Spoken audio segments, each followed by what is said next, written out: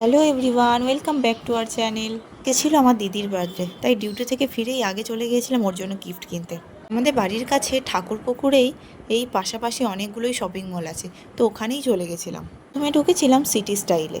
City স্টাইলেরও collection বেশ ভালোই ছিল, কিন্তু দিদির জন্য ঠিক কোনো কিছুই পছন্দ হয়ে ওঠেনি।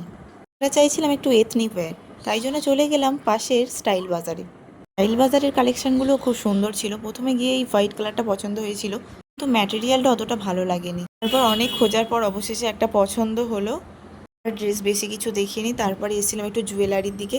জুয়েলারিগুলো খুব সুন্দর ছিল, কিন্তু প্রাইসটা একটু বেশি ছিল। 29 এই মিররটা বেশ কিউট ছিল। স্টাইল বাজারে কোরিয়ান জুয়েলারির কালেকশান দারুণ ছিল। যদিও আমাদের নেওয়া হয়নি, আমরা শুধু নিয়েছিলাম একটা ড্রেস। শপিংয়ের উপরে একটা অফার ছিল, জয়ের একটা কম্বো কিট নিয়েছিলাম 229-এ। জন্য কি গিফট নিলাম সেটা যদি তোমরা জানতে চাও প্লিজ কমেন্ট করে জানিও।